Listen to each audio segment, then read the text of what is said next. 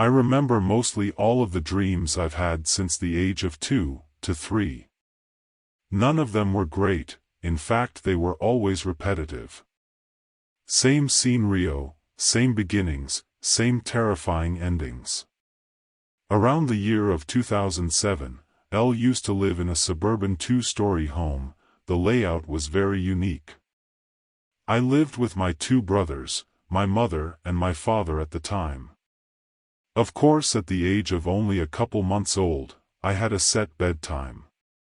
So just like clockwork, one of my parents would set me to bed, and lights would be shut off. Quiet and alone, I would just stare at the ceiling for minutes at a time, waiting for my eyelids to eventually shut close. The dreams would always be set in my house. The lighting in every room was dim, cold, and completely silent.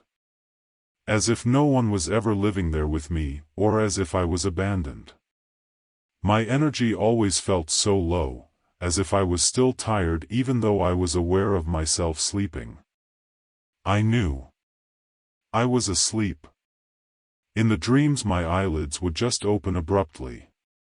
I would be in a random part of my home, but this time it was my downstairs living room. There was old crusted furniture in random places of this room, not like the ones I've seen in my home before. But knowing how the dream goes, I knew that I had to get over there to check it out.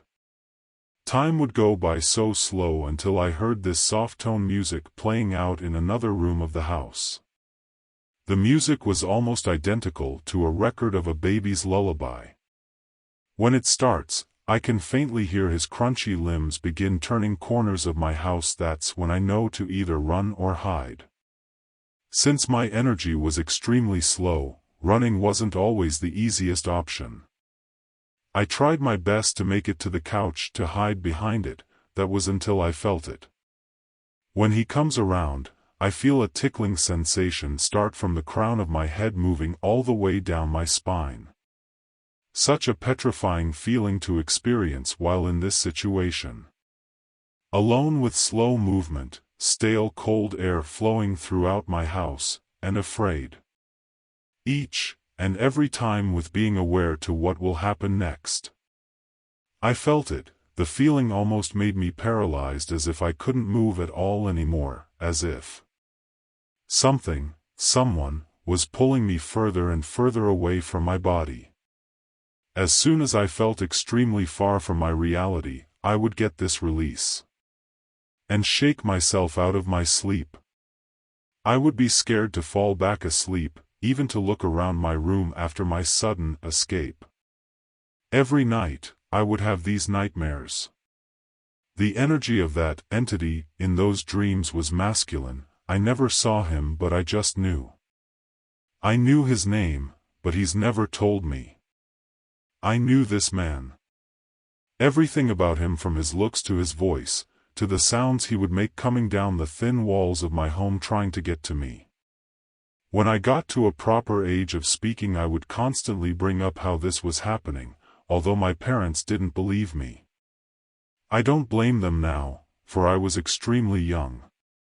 It was just your imagination. Remember one day in the same downstairs living room, my brothers were searching through channels to watch something new. I was sitting in the middle of our L-shaped couch and the both of my brothers were standing in front of me. A preview of the Bogeyman 2, 2007 movie came on, but at that time I wasn't paying attention to the TV. But when I heard that name, Bogeyman, come out of my brother's mouth, I got that same shock feeling I've been having in my nightmares. I couldn't believe what he had just said. I asked him, "What did you say?" "What?" he replied. "What was that name again?" "Bogeyman, that was it. The thing that has been chasing me, torturing me non-stop, leaving me with this sensational trauma. That was his name." "You know him?" Followed up his question. "It's a movie," he said as he looked at me as if I was just off the walls crazy. The dreams would eventually stop as I grew older and experienced new things. But I knew I wasn't crazy, because this happened in 2007, it is 2023 and I still sometimes get that tickling sensation starting from the crown of my head moving down my spine in my dreams, even my good ones. I don't know if he'll come back, but now I don't bother waiting to find out. Till this day I have not seen the Bogeyman movies, and I don't plan on ever watching any of them. It was the summer of 2011 and just like any other summer vacation during my schooling years, I spent it playing street cricket with my gang of 20 to 25 friends. I reside in India and here it is pretty much the ritual to play cricket in every street being followed for years, well at least till recent. These days you don't see kids playing outdoors that often. They all belong to the smartphone era. Well, I may have not had an iPhone at that time, but I sure am happy about that now. Oh, thank God, I spent my time outdoors involving in physical sports rather than sitting home all day like the couch potatoes you find these days. I'm not even that good at cricket to be honest. I'm into basketball, but would play cricket till evening and then play basketball after 4 p.m. One could ask why I'd even play cricket in the first place, but it was ineluctable to not spend time with my buddies and I thank God I did so, because the memories we had made are something that I still cherish of and sometimes they keep me moving forward when I face hardships in life. My friends would usually try their best to stop me from leaving and consequently I'd get the last turn to bat, so that I have no choice but to wait till it's all over. Now to get to that day, the weirdest day of my life. It was one such day in the summer life. I was at my 9th grade and we had a basketball tournament at 3 p.m. So I decided I would just spectate the cricket game for the day, attempting to save some energy, and you could tell my friends were pretty bummed as they were short of one man. Well, midway through the match I decided to go home and get ready, adjacent to the pitch we played cricket in. While at the shower I heard my bell ring. I went midway to check who it was and found no one at the door. And went back to showering only to get interrupted again in a few seconds. I'd go back and find no one at the door. I crossed the door with just a towel, with shampoo dripping down my face, and with my partially open eyes I checked to see if it was my friends trying to pull a prank on me, and to my surprise I found every one of them playing seriously. I'd then go back to the bathroom and this time would leave my door open. I was still convinced that it was the work of one of my friends, so as I tapped the shower on and I was curious to know who my pranker was. Once I was done I switched on the TV and played some songs with full volume and started to eat my lunch. I just realized that the bell had been ringing continuously now and fled off to the door just to find nobody there. This time I got pissed and searched the house as to know who was there.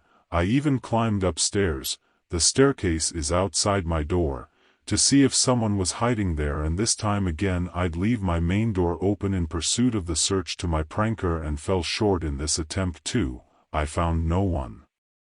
As for my family, everyone was at walk, so I was the only one home, so you can imagine.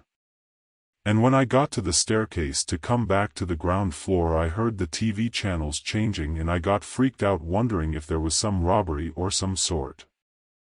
I got down only to find that everything remained unaltered, just the way I left it, just that my food was getting stale. The TV, to my surprise, had the same channel. I was relieved that my "there's an intruder at my house" theory was debunked. I'd finish my food, wear my basketball attire and locked the door from outside, and as I sat down to lace up my shoes, I see an old man staring at me from the door. From the look on our eyes you can find immense disbelief. Mine giving the look of, "Who the hell are you?" and his had the look of, "Are you seriously kidding me, son?" From the look of it, he looked like a postman, but I've never seen him before, and I've lived there long enough to know the postman around my locality. I asked him who he was and what he wanted. I wanted to shout at him for scaring me all of a sudden, but before I could let another word out he started yelling at me, and to sum it all up, apparently he's the on-duty postman substituting for someone and he's been waiting there for the past 30 minutes. First time he rung the bell, I'd failed to notice him, and the second time I had come midway from the shower, so he decided not to bother me for a while. He thought I was showering, so I'd come sign the form and accept the post once I'm done with my bath. But I crossed the door and checked the gate, and looked around and no one was there. I told him, in my trembling voice. He added saying, "Yes, my son, you came almost naked and went to the streets to look at our friends, and on your way back you'd make eye contact with me, stare and leave. So I decided to wait till you were done. But minutes later I heard loud music from the hall and got furious as to how you had forgotten about me. I've had a long day and it's lunch time for me too. So I'd ring the bell continuously, and this time you'd come midway from your lunch with rice on your hands, looked at me and then went upstairs, so I was wondering if you're going to call some elder, but you didn't do so. You would come back, look at me and then go back to have your lunch." By hearing all this I was astonished and quite stunned actually.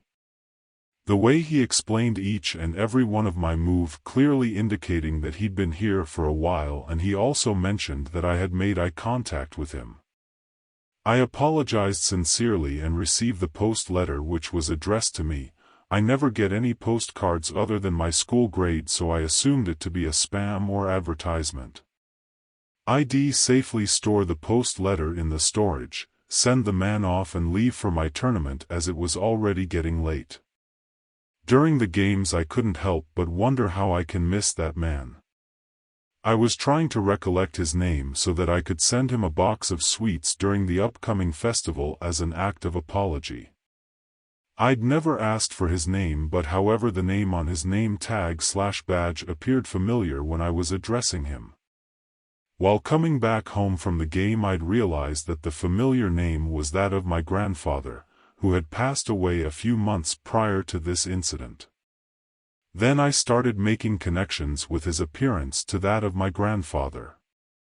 By this time I had already forgotten how he actually looked like, as I can only get my grandfather's image in his uniform. Once I got back home I'd tell about this incident to my mom, and she was advising me to be more aware from next time and asked me about the letter. She was surprised as to who on earth would send me a letter, as it was my summer break and the exams were already over, so it couldn't be my grades, and if it was an announcement from my school, still it should have been addressed to her or my father. So I went to show her my letter, and to my shock the letter had disappeared from the storage box I had promised my mom I had kept. To this day I'm still curious as to what happened to that letter that had my name on it.